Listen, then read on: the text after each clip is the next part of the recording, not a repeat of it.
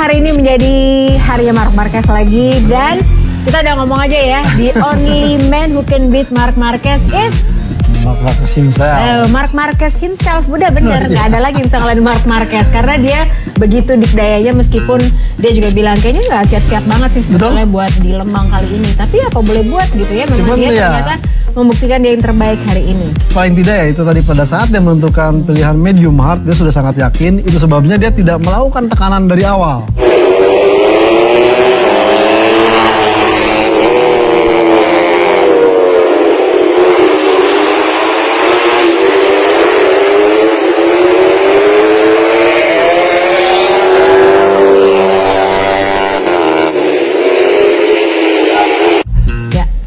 Dia mencoba menjaga ritme hingga akhirnya baru setelah kemudian ban mencapai suhu kerjanya, baru dia mulai menekan.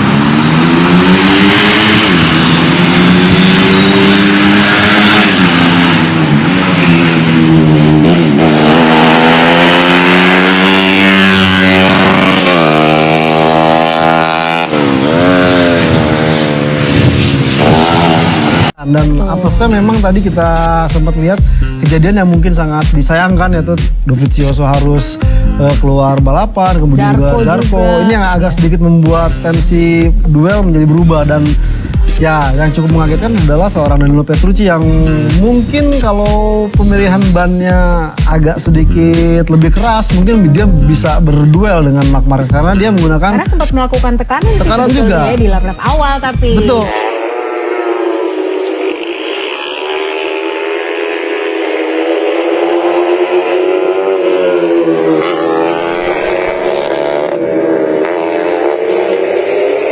Dan dia menggunakan kompon ban yang sama dengan Jorge Lorenzo yang akhirnya dia harus kebebaran dan harus finish di urutan ke-6. Ini memang agak sangat disayangkan, terutama buat Dovizioso. Dan akhirnya Marc Marquez kini menyamai total kemenangan dari Casey Stoner.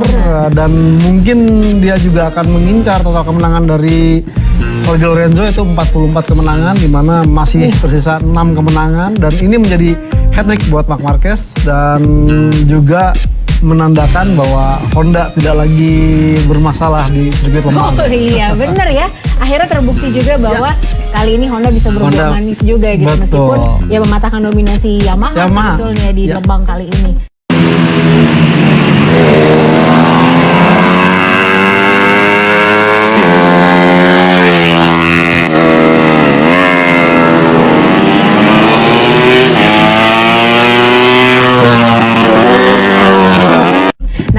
Jadi dengan Johann Zarco dan Dovizioso, karena mereka dua-duanya ini low side kan. Betul. Gitu. Nah itu kenapa sih? Kalau kita lihat mungkin tadi suhu juga agak mempengaruhi. Mungkin diperkirakan sudah tidak bermasalah dengan suhu kerja ban, sehingga Lorenzo Dovizioso dan Zarco seolah-olah ya mereka merasa yakin tidak akan terjadi sampai low side. Ternyata mereka salah duga, harus kehilangan, dan fatalnya kedua pembalap ini harus kehilangan poin. Dan akhirnya Marc Marquez juga berhasil memimpin race dengan gap yang sangat luar biasa gitu ya. Dan dia udah deh, pokoknya tinggal yang lain kayak free practice aja gitu.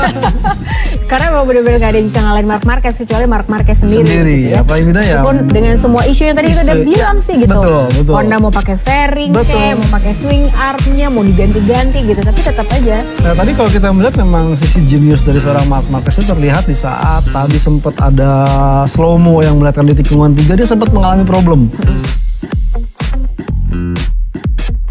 Dan kemudian akhirnya dia seorang Marc Marquez itulah yang patut diacungi jempol. Di saat dia mempunyai masalah, dia langsung mengubah gaya balap dan dia tidak memaksakan yang ada, dia coba untuk bertahan hingga akhirnya pada saat keputusan dia harus menyalip seorang Jorge Lorenzo, dia lakukan dengan sangat baik sekali.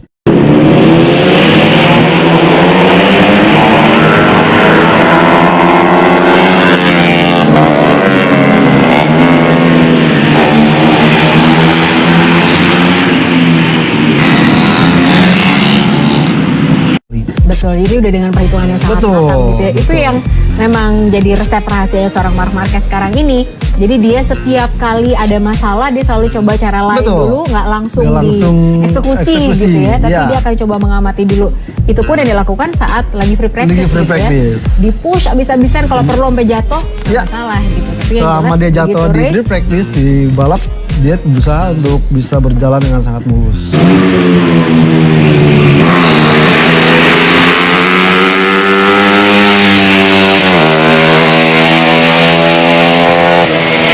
Sebuah anti klimaks yang sangat pahit sih sebetulnya buat seorang Andrea Dovizioso yang sepanjang weekend ini dia bisa dibilang sangat confident, sampai tadi komentatornya juga bilang mungkin jadi ini overconfident ya gitu. Bisa jadi bisa gitu jadi ya. Tapi mungkin dia sebenarnya tadi itu mencoba untuk melakukan manuver selepas dari Jorge Lorenzo, dia coba untuk membuat gap, cuma mungkin dia terlalu terburu-buru sehingga kondisinya dia bannya kehilangan kontak depannya sehingga harus out, dan sayangnya ya keluar dari klasemen balap ya. Betul, akhirnya dia juga nggak ada di standing sekarang ya. Nah, kita masih menunggu juga GP Mania, kita akan coba untuk menghadirkan interview dengan rider-rider yang hari ini ada di podium tentunya, yaitu ada Marc Marquez, ada Petrucci, dan juga ada Valentino Rossi.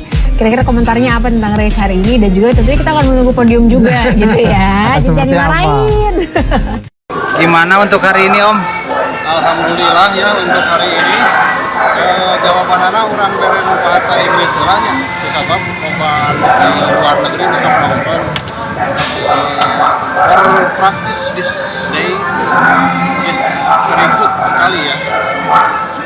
I try to push, try like lower try and I push kayak push ya. Normally gitulah untuk warga Indonesia, planet Surabaya dan sekitarnya. Alhamdulillah latihan hari ini nggak ada trouble, nggak ada yang jatuh juga. Untuk yang suka udah oke, cuma PR-nya di ban sama sok belakang.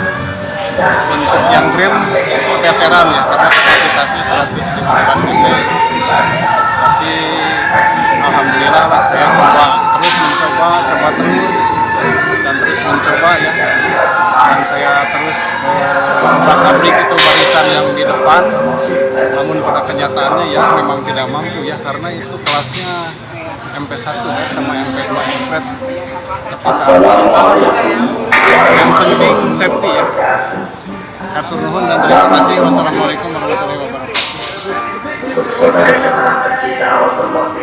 Ya mungkin yang paling salah adalah seorang Petrucci, karena dia harus melewati perjalanan dari Q1 kemudian ke Q2 dan akhirnya dia sekarang berada di podium kedua, meskipun tadi sempat dibayang-bayangi oleh Valentino Rossi, cuma lagi-lagi Yamaha masih agak bermasalah sehingga tadi sempat mendekat dari Petrucci, namun akhirnya Rossi mungkin memutuskan ketimbang harus memaksa dan terjatuh, Rossi memilih untuk mengamankan podium ketiga.